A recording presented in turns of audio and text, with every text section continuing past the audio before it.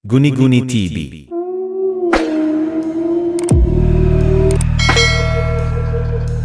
Ang kwentong ibabahagi ko sa inyo ay ang kwento ng isang balikbayan na nakatira sa Canada. Ako po si Sunshine, 28 years old. Dati po kaming nakatira sa San Carlos, Pangasinan. Sa Canada po nagtatrabaho ang papa ko. Nang nagkaedad po ako ng 10 taon, ay sinama po kaming lahat ni Papa sa Canada para doon na po kami manirahan. Dalawa lang po kami magkapatid. Ako po ang panganay. Ang kapatid ko naman ay si Brian. Si Mama naman ay dating nagtatrabaho sa munisipyo ng San Carlos. Simula nang tumira kami sa Canada, kahit isang beses ay hindi pa kami nakakapagbakasyon sa aming probinsya. Kaya nang nagkaroon kami ng pagkakataon, naisipan ng mama ko na magbakasyon kami sa Pilipinas. Si Mama, ang kapatid ko at ako ay uuwi sa San Carlos. Busy kasi ang papa ko sa trabaho niya, kaya hindi namin siya nakasama. Sobrang excited na kami ng kapatid ko. Namiss kasi namin ng husto ang mga kamag-anak namin, lalo na ang mga lolo't lola ko. Pagdating namin sa Naiya ay sinalubong kami ng mga parents ni Mama. Tuwang-tuwa silang sinalubong kami. 4 na oras din ang aming biyahe papunta sa aming probinsya. Sa 10 taon naming paninirahan sa Canada, ay ang laki ng pinagbago ng aming probinsya. Marami na mga mall na nakatayo sa gilid ng mga kalsada at sari-saring restaurant, pati na rin ang kalsadang dinadaanan namin papunta sa aming baryo ay sementado na rin. Dati kasi nang umalis kami rito ay lupa pa ito at pag umuulan ay sobrang putik. Nung maliliit pa kami ng kapatid ko, ay sa likod ng bahay na mga magulang ni Mama kami nakatira. May maliit kaming bungalow dito. Simula nang tumira kami sa Canada ay ang kapatid ni Mama na matandang dalaga ang nagbabantay dito. Pinapadalhan na lang siya ng allowance buwan-buwan ni Mama. Pagdating namin sa aming bahay ay masaya kaming sinalubong ng mga kamag-anak namin. Tuwang-tuwa kaming nagyakapan ng mga pinsan ko. At mayroong maliit na handaang hinanda sa amin ng mga kamag-anak namin. Masaya kaming kumakain habang nagkukwentuhan. Sinabi ng pinsan ko na tamang-tama raw ang bakasyon namin. Ikakasal na raw ang isa kong kababata na babae. Magpapaparty raw ito. Sa aming probinsya, pag ikakasal ka na raw ay kailangan mo magpa-party. Tuwang-tuwa ako nang nalaman ko yon. Miss ko na rin kasi ang mga dati kong kababata. Gabi na nang nag-uwian ang mga pinsan ko. Ilang araw na rin kami sa San Carlos. Wala kaming ginawa kundi mamasyal at bumili ng mga ipapasalubong namin sa mga parents naman ni Papa sa Canada at sa mga iba niyang kamag-anak na nakatira doon. 2 linggo lang ang aming bakasyon dito sa Pilipinas kaya sinusulit namin ito. 7:00 ng gabi noon nang sunduin kami ng kapatid ko. Pupunta kami sa party ng kababata ko. Medyo malayo ang party na pupuntahan namin kaya sinabi ng pinsan ko na sumakay na lang kami ng tricycle. 8 kaming lahat na magkakasama. Pumara ang pinsan ko ng isang tricycle. Sumakay na daw kaming lahat doon. 4 kaming nasa loob ng tricycle at ang 2 ay nasa likod ng driver at ang 2 naman ay nasa bubong ng tricycle. Maalikabok at malubak ang kalsadang dinadaanan namin papunta sa baryo ng aking kababata. Nagulat na lang kaming lahat nang huminto ang tricycle. Ayaw na nitong umandar, kaya naisipan namin na maglakad na lang papunta sa aming dadaluhang party. Madilim sa daan, iilan lang ang mga bahay na madadaanan mo.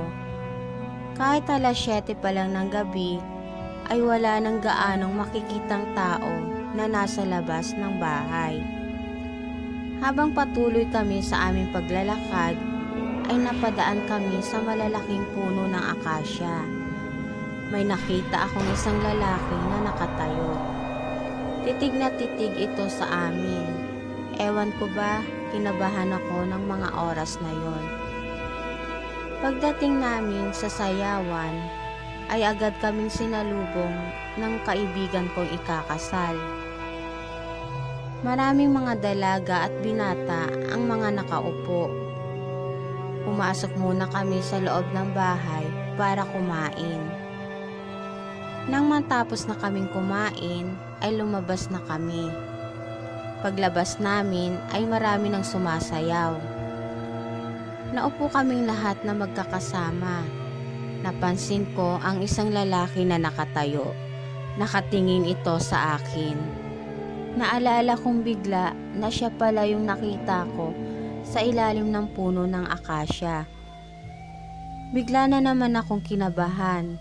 Nagulat ako na nagsigawan ang mga umattend ng party.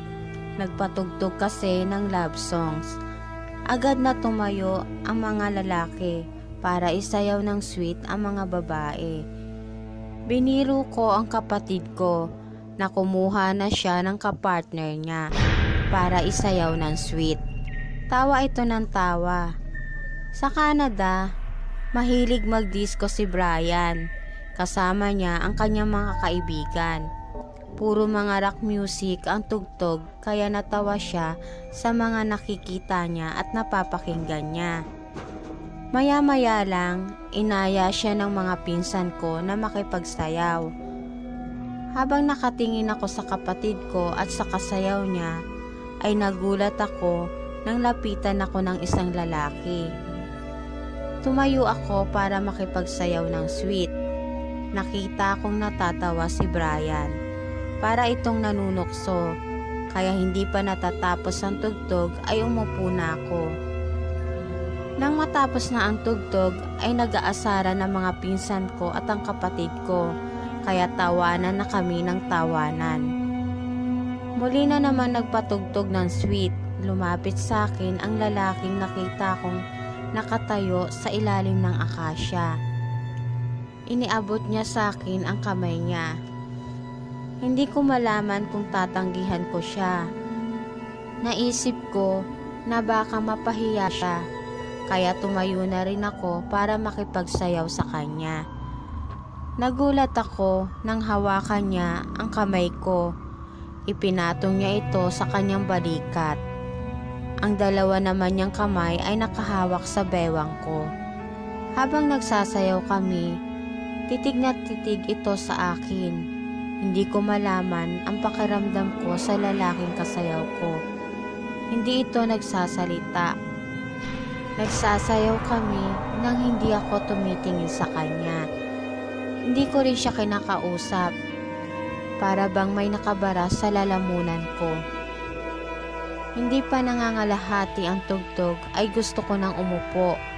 Pero parang nakadikit ang mga kamay ko sa balikat niya. Parang nawala ng lakas sa mga kamay ko. Nakaramdam ako ng takot. Buti na lang at natapos din ang tugtog.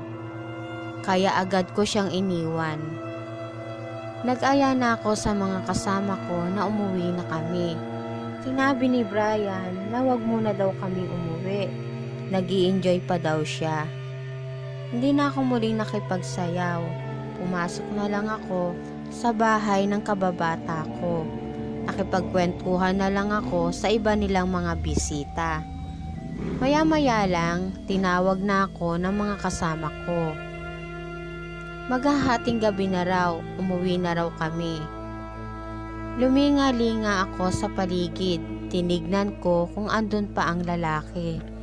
Wala na ito. Habang naglalakad kami papunta sa kalsada, ang madadaanan uli namin ay mga malalaking puno ng mga akasya. Ando na naman ang lalaki, nakatayo na naman siya sa dadaanan namin. Habang naglalakad kami, walang ginawa ang mga kasama ko kundi mag-asaran na mag-asaran. Ako naman ay takot na takot.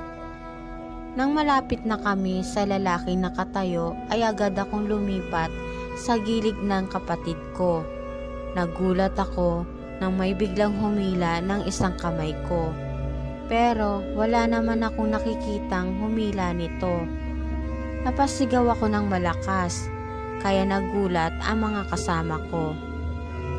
Sinabi ko sa kanila na may humila sa kamay ko. Natakot ang mga kasama ko. Sa sobrang takot ko, pumagitna ako sa kanila. Binilisan namin ang paglakad. Halos tumakbo na kami. Nang may nakita kaming tricycle ay agad kaming sumakay. Pagdating namin sa bahay ay nanghina ako sa sobrang takot. Kwento ko sa kanila ang lalaking nakita ko sa ilalim ng puno ng akasya. Hindi raw nila ito nakikita. Kinilabutan ako lang pala ang nakakakita sa lalaki. Sinabi ko sa kanila na isa sa mga lalaking nakasayaw ko ng sweet ay ang lalaki nakatayo sa ilalim ng puno ng akasya. Kwento ng mama ko na nangyari rin sa kapatid ni mama ang nangyari sa akin. Isang tikbalang daw yon. Nagkagusto raw siguro sa akin ang tikbalang. Ang tikbalang daw ay may kakayahang gayahin ang itsura ng isang tao. Kaya ang lalaking nagsayaw sa akin sa party ay isang tikbalang. Sobra nang ilabot ako sa sinabi ni mama. Natakot din ang kapatid ko. Pero nakapagbiro pa ito na baka tikbalang din daw ang nagugustuhan niya.